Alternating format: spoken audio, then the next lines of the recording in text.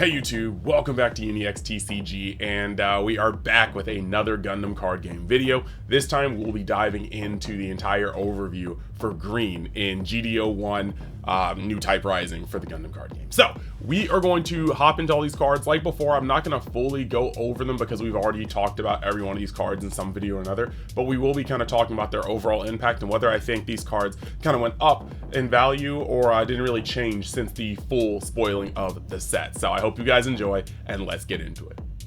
Okay, first card on the docket is actually going to be Charzaku II. This is a level 2, 1 cost 2/2. It is the vanilla, but I don't think a lot of people are really trying to see the value in vanillas that exist. A lot of people will be just kind of like trying to see like the flashiest things they can do, but this is the beginning of the game, and so vanillas exist, especially when they have good traits. This is a Xeon vanilla, so it can be searched by Charzaku II. There's just a whole bunch of things that a lot to it, but yes, great card. Fits in.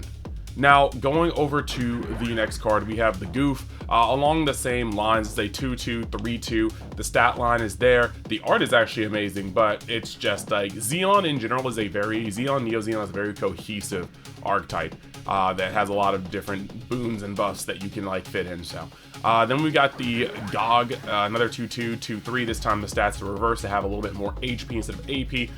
3 HP is actually a kind of like stat check line in terms of survivability, so at least that's there.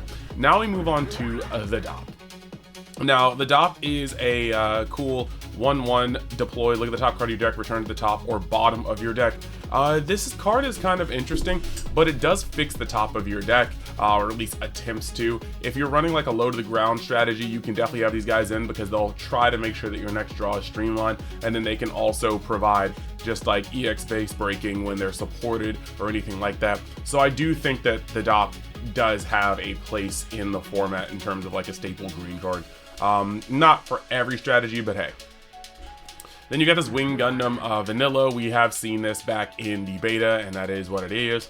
Then we've actually got the Shinlong Gundam. This has been in the beta as well. I would honestly say this card definitely got a buff in terms of playability, because later you will see that we have another Shinron. Shinron, wow. You can't tell I play Dragon Ball. Another Shinlong Gundam, and that means that Wu Fei has more pilots or more suits to pilot, which means that this card immediately becomes a better card in terms of fitting into your deck. But Breach 3 is always going to be great. That has enough power to finish off bases that have already been shipped while like blowing up people. 4/3 on the stat line, and then even bigger once you pair with a Wu Fei. Absolutely fine. Note that this Breach has no contingency upon being linked or paired, so this card is just a generally good card. Next, we have Duo's Leo, and Duo's Leo it's cool and all. It's a 2/2, 2/2, but the important part about Duo's Leo is that it can attack active enemy units that are level 2 or lower, meaning that it can get around a lot of tiny dudes meant to just clog up the board and go in on your shields once you have no base. And then on top of that, he's another link for Duo Maxwell, once again upping the stocks for that pilot. Then we've got Rasheed's Maganak, and this is a level 3, 2 cost, 2/3. This says deploy, choose one of your green units during this turn and may attack an active enemy unit with 4 or less AP as its attack target. This can sometimes be devastating, allowing you to hit things that people wanted to keep guarded to be able to swing with next turn and maybe pair with next turn and then attack. So yeah, this is a great card. It's fine.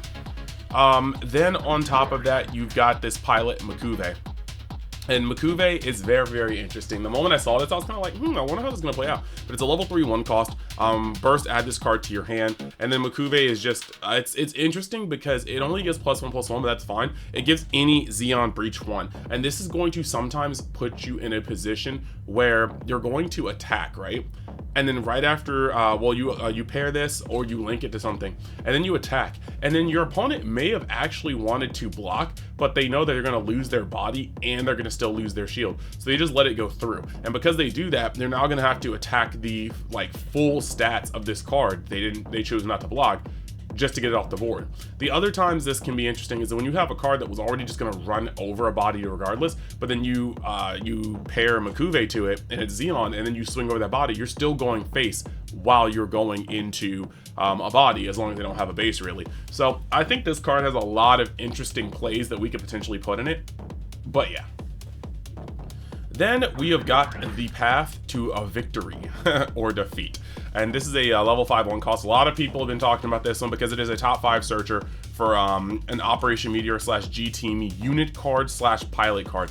A lot of searchers this game so far have only been picking up units, but this searches up units and pilots, and I think that could not be more just valued. It's a very good card. It fits in a lot of different places to the curve, especially when you start racking up those EX resources. You can put this out pretty early. I think this is a very, very, very nice card. Now, going over to, I guess before we even move over, this is actually just between all the things that you need to pair, the Hitos with the wing units, most importantly, duo with Death Scythe, this card could not be more, like, just valued. Like, this card, some people were choosing not to run this. I think this is, in like some of the earlier tournaments I've seen when this was spoiled, I think that's just a flat out mistake just because of the specific combos you need to excel in that deck. Next, we got Rasheed's Orders, and this is a level 3 one cost. It's pretty decent. It's just kind of like, this is essentially Rasheed's Maganek on a command card. And the economy of command cards are very, very weird. When command cards protect a body, that's one thing. When they lead to getting rid of a body, that's another thing. But you'll find with this game not having as much draw as some of Bandai's other games, command cards need to come at a premium, because if they don't come at a premium, you're really just minusing on your hand, just trying to get there. And that is more detrimental than one can know. So that is kind of wild. But now, moving on from that card, you do have Underground Desert Base. I will tell you guys, I'm never one to shy away from times where I feel like I've had a take and then it's wrong. Underground Desert Base, being a level 2 one cost 0/6, even though it doesn't have any effect, it is just quite useful to decks like green ramp strategies that want to just survive till that late game. Now, against mid-range decks, yes, this base will get one-shotted all the same, but against a lot of lower to the ground aggressive decks, that 6 stat line really does put up quite a barrier between you and other people. You know what I mean? This stays on the board for even just one extra turn, and you can really, really make it so that you have a cushion to not get rolled over. So this card definitely does have its utility, and it slots in exceedingly well in late game ramp based strategies. Next card we have here is Rick Dom. This card is from, we saw it in the beta, but Rick Dom is also very, very nice. And also, I just want to let you guys know, just in case you didn't see the last video, and if you haven't, it's in the description, we go from commons to uncommon to rare, and then we move forward from there. So we just want to make sure that we have everything kind of packed in nicely, and we go up in terms of card quality and rarity. Now, this thing, real quick, is going to be the Rick Dom, and he has Breach 2. He's a 3/3 for 2, level 3. That's very, very good stats all around. And if you just pair something with him, just to pair him, he's likely going to be put up in thresholds where he's, you know, destroying what he needs to, surviving what he needs to while he's doing that. The Breach 2 allows you to push past people's life into their base, and I think this is just a very, very, very good card in general. Next, we got the Gelgoog, another card that we've had from before. It's just a classic 4/2, like level 4/2 cost 4/3. Very, very good stat line. Very, very easily able to push into things. If you put 1 damage on, you know, a base, you can easily just finish off with the Gelgoog. Gelgoog has a very, very good stat line for destroying things like the infamous Ilfrith blocker, which a lot of you guys should get used to sooner than later. But yeah.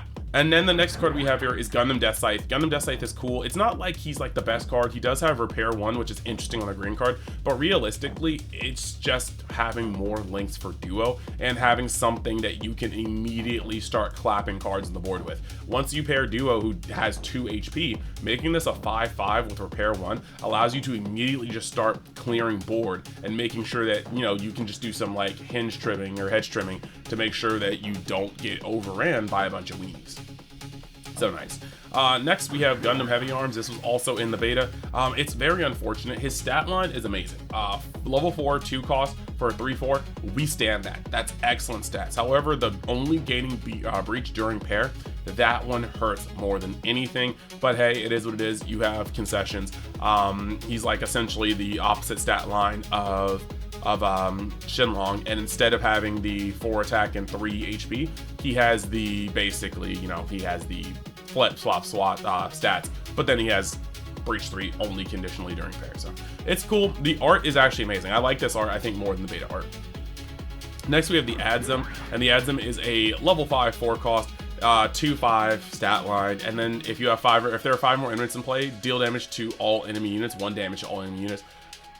Yeah, okay. I don't think this card got any better. In fact, after seeing most of the set and seeing how decks may be constructed, I think this card got worse, because unless your opponent is somehow just spamming out tokens, this isn't really getting rid of a lot of stuff. Like, a lot of things, a lot of safe stat lines have 2 to 3 HP coming out on the board if they're going on these go wide strats, and I don't think this is gonna make it.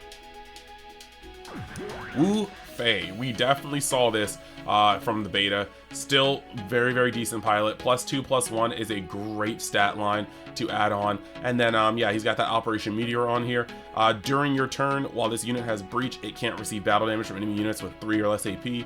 This really allows you just to chomp a bunch of low weenies and just eat them, deal breach behind that that kill, and then they have to start pushing cards into Wu Fei. And with a 6, if you're pairing with the original Shinlong that we've already gone over, yeah, that's a lot. That is literally a lot. 6 AP is a lot to push into, because you're pretty much losing whatever you swing into, unless it has that 4 AP stat, which is not hard to get through. But if you're deploying this against low to the ground strategies, that may be something they have to lose 2 bodies in after you've already taken a body and done some breach. So yeah. Hey guys, back once again to let you guys know, well, I can't promise that you have a specific place to buy product. What I can do is show you 2 stores that will likely have it, especially if product gets a second reprint and whatnot, and that's going to be Hyper Beam cards as well as Mystic TCG. Gundam is a little bit scarce, but hey, it is what it is. If you want to, you can always reach out to either one of these stores on their Facebook page or on their website and see if they have any extra allocation for sale. So thank you guys. Make sure you go in the description, check out their links, and let's get back to the video. The next card we have here is First Contact, and arguably, I mean, this is just going to be main, place 1 rest of resource, burst, place 1 EX resource. Actually, I think that with the full release of the set, this card got worse, because I think that now you're really just looking at Wing Gundam, Bird Mode, and then you're looking at Duo, who both create bodies. Like I said, command cards are in a very weird position right now, where they have to really, really do something special in order to not just be like, wow, I'd rather use anything else. So yeah, that's going to be kind of a problem with this, and I think that we're now just kind of at a spot where this card feels a little weird until further notice. So yeah, this one definitely fell down a peg.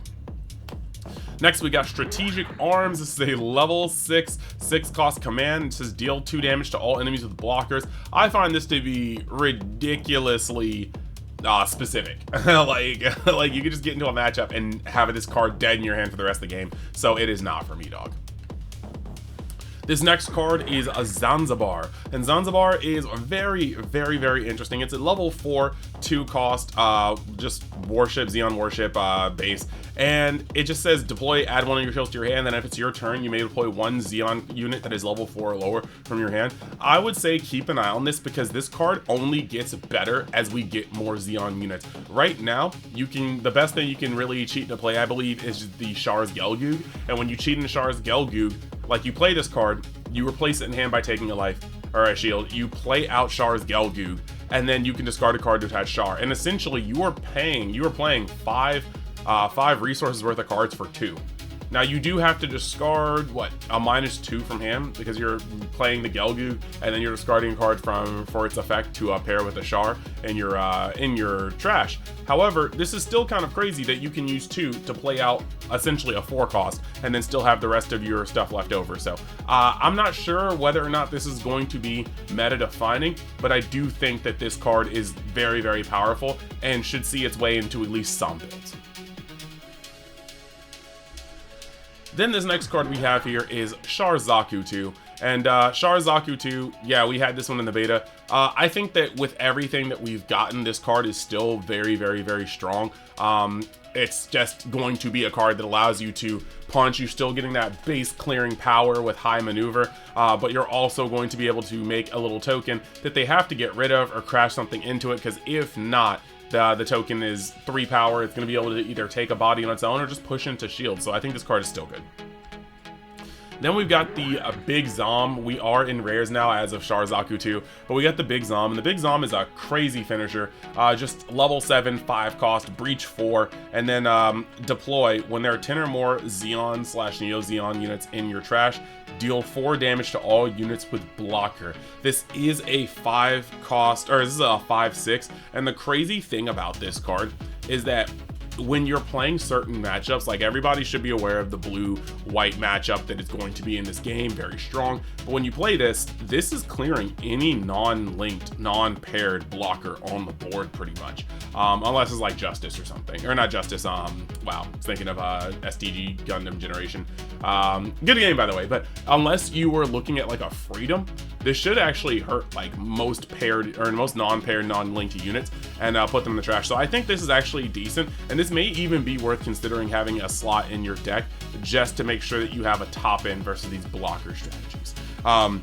Even if you don't clear everything on that turn, this turns the rest of your swings on board into potential trades with blockers, and if you have another one in hand like the turn afterwards, you're probably just clearing the board and then trying to punch through 4 games. So definitely digging this card. Next card is Gundam Sandro. Gundam Sandro is if you're running the Maganek units, right? Now we have a total of 4 more Maganek units you can run, because this is one Maganek Corpse core card from your hand, right? And if we go back just to peek at it, yeah, it's the Rasheed's Maganek is definitely going to be part of the Maganek core. So you're going to be able to cheat that out too. So this got more targets to play, and yeah, while you're minusing from hand, you're adding onto your board at a doubled pace. You can play this as early as like turn 4 if you have the EX resource, or if you've been ramping, and then you'll just be able to drop more cards out. So I think this card actually definitely went up in stonks as we started seeing more stuff. Now we've got another Shinlong Gundam, and this one is a level 5 4 cost, pretty tight. Shinlong Gundam has breach 4, and then attack, choose one enemy unit with blocker that is level 3 or lower, destroy it. It's got a nice 4/4 stat, so it goes up to being a 6/5 if you pair it with Wu Fei, and I think this is going to be pretty cool. There are going to be some decks that this really gets up in there and just destroys. Like this literally smokes Ilfrith just for existing. So if you so choose to slot him in as some anti-blocker tech, I think he does well enough. And like I said, just having another unit to link Wu Fei to brings Wu Fei up in playability and viability as a deck component, because you guys are going to see, you never really want to run a unit that only has one link. It's like super risky. It ends up kind of dead in your hand sometimes. So you always want to line up different pilots that have multiple links in your deck. It's just generally how you're going to want to create stuff. Next card we have here is the Gillion, and the Gillion is a level 4 3 cost, and it's pretty cool. It's Makuvei's link unit, and the fact that when you actually link it, he's going to destroy a blocker that's level 2 or lower, that's pretty good. There's a lot of cards that actually just get smoked by this, and going up to being a 5/4, that's a great stat line as well. He's going to have breach 1 because of Makuvei. I think this guy is not bad. Now, I do think that costing 3 it's one step over, because the vanillas are essentially going to only cost 2 for the same stat line in a lot of cases, but I do think that this card is nothing to really snooze at. Like, I feel like a full Xenon build definitely can make use of him. Next card we have here is Duo Maxwell, and we've already been over this, but level 4 1 cost. I think the most important part about Duo is that he is a 1/2. Adding +2 usually makes a card very easily only trade up. Like, you have to put 2 bodies into something once it gets over the 5 or 6 HP line, and that really does make it harder to deal with these threats. So I'm all here for it, I really am. And then when it comes to the during link part, this unit's AP can't be reduced by any effects. This doesn't necessarily always come up, but this will mean that Kira cannot just pick on a unit paired with Duo, because you're likely just going to be doing the raw trade. And then on top of that, also something that's very interesting is that unforeseen incident, usually a very good battle trick to potentially blow out your opponent, cannot be used on a unit that Duo is paired with, making this have some like really niche situations where you can completely blow out a strategy strategy or make something very, very uncomfortable for your opponent that thought they had a surefire slam dunk. Another card that we had in the beta is Citizens Take a Stand. This is just a cool card. Burst, add this card to your hand. Main, all your units get AP +2 during this turn.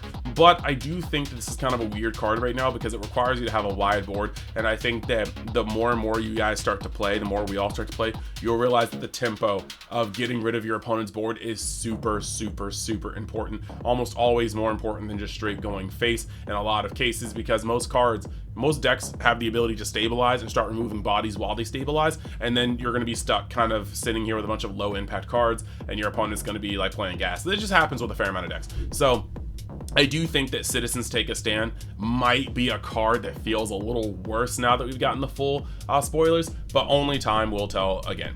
And then next card we have here is the Fortress Defense.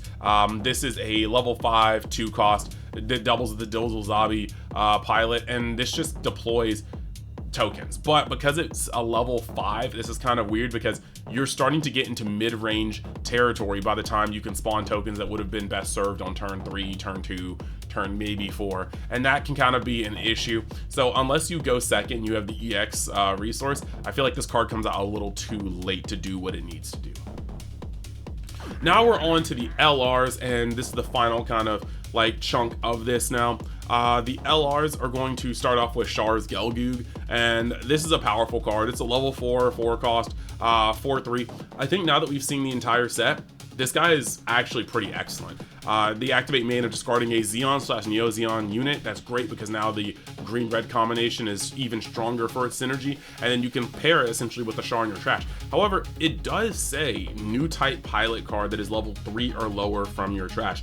There aren't a crazy amount of them, but just understand that if blue-green Federation, like white base Zeon, becomes a deck, this could even bring a Sayla back. It's not like Sayla does anything, but it is just knowing that because they don't color lock it, this leaves room for the future.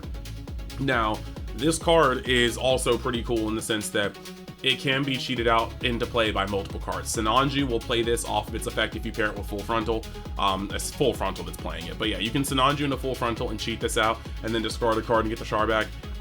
You can use Zanzibar to take a shield to your hand, cheat this out, and then discard a card, get the Char back. And so yeah, you have multiple ways you can cheat this out for free or for 2. And then on top of that, because Char is going to get this high maneuver, you're going to be able to just make some really, really, really quick slap shot damage. I mean, you're gonna put Char into this, it's gonna go up to a 5/4, it's gonna swing, become a 6/4, and be able to even KO bases that have the 0/6 stat line. So yeah, this is going to be, I believe, a very, very strong, quick finisher silver bullet for a lot of green base decks. Then what we have next is the Gundam Zero, Wing Gundam Zero, and Wing Gundam Zero is actually going to be a pretty strong card. I do think that like this, like there's actually a lot to go over just talking about this, but we got Wing Gundam Zero, and it says high maneuver. This unit can be blocked. It's a level 8 cost. That's very powerful. So just to link it, you're gonna have to have pretty much full resources almost, and then deploy, deal 3 damage to all units that are level 5 or lower, 5/7. So Hito Yui will bump this guy up to, I believe it's what, an 8, 9? Isn't it 9, right? I think it's 8/9. Guys, I might be goofing. Point being, this guy is going to be thick, and a lot of stuff can't actually get rid of this once it hits the board. You'll be able to do some work onto it. You might have to chump something into it, and then you can do some work. There's a lot of specific things, they can try to get into this. For instance, hitting something with like Aether and Aegis Gundam, hitting damage on this first and then swinging with Aether's Aegis could get rid of it, you know. Hitting it with some damage and then swinging with a duo that you just gave, or a Death Scythe that you just gave first strike to, can do something. There's a lot of work that you can do onto this card, but I do think that it's just kind of scary because you do have this point where this stat line is one of the most devastating stat lines I've seen of all time. Also, because he's hitting everything that's level 5 and lower, there can be some friendly fire, but your deck is full of cards that are thick. So you're gonna not have to destroy some of your own cards. You may sometimes damage your own cards, but this is going to put killing blow damage on a lot of cards on the board that are unpaired, unlinked. And so this is really a card that once it hits, you have to have a solid game plan to close out the game, because there are a lot of decks where this card hits and you're not going to be able to get rid of it for the rest of the game. So you're kind of on a clock, because this is destroying almost anything it swings into. And then, you know, after one or two of these trades, it's in chip damage range. So there's a lot of like weird stuff, but I think this is a phenomenal card. And as we see like the shaping of the format and how important these vanillas are with like 3 and 2 HP stat lines, this is really going to get in there and just clear them off the board.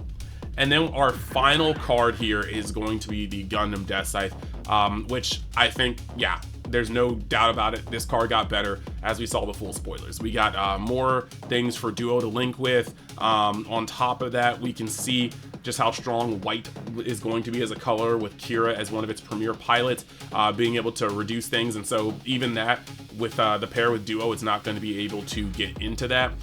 Just the first strike being able to go in, being able to be a 6 stat line first strike is going to be able to destroy a lot of pivotal boss cards in this format without even being touched. This card 100% got better as we continue to play. So I do think that Gundam Scythe is a valid card, and I do think that he is actually going to carry a lot of the Gundam Wing thing. Like him and Wing Zero are some carriers for sure. But yeah, let's actually go towards the end of the video and let's sum all of this up and really kind of give my thoughts on the overview of Green.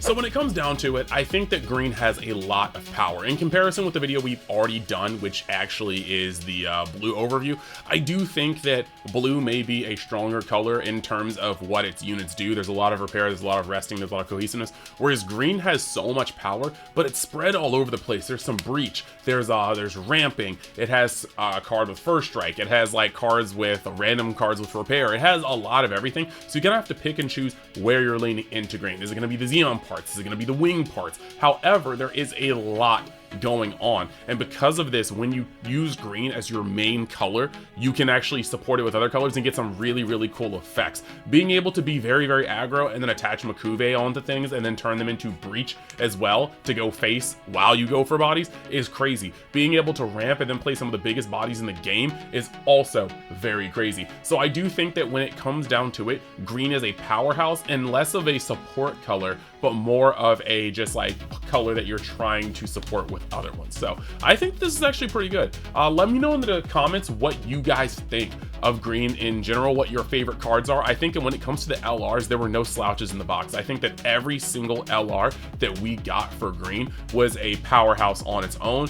But yeah, I'm just excited to know your thoughts on this. Now, real quick, at the end of the video, I gotta say, if you like the video, and if you love it, subscribe for more Gundam card game content. For my Fusion World baddies, you know I definitely will be making more Fusion World content. It's just that there's a lot to cover with the Gundam release. Fusion World is in a weird state with the meta right now, and I'm waiting on set 7 spoilers, so there's a lot of moving pieces when it comes to that. Now, past that though, I do want to talk about the fact that EagleX is still running their Wednesday tournaments. There's actually one going on tonight. I know I've already uploaded, but they also have an event this Saturday. Go in the description, check out their events, and really just get into these ways to win cards and booster packs. I know people are looking for booster boxes. So yeah, thank you guys. Let me know what you think in the comments. Check out my blue review in the description, and then also look out for my red or white review tomorrow. I'll figure out which one I'm doing soon. Thanks, and I'll see you later.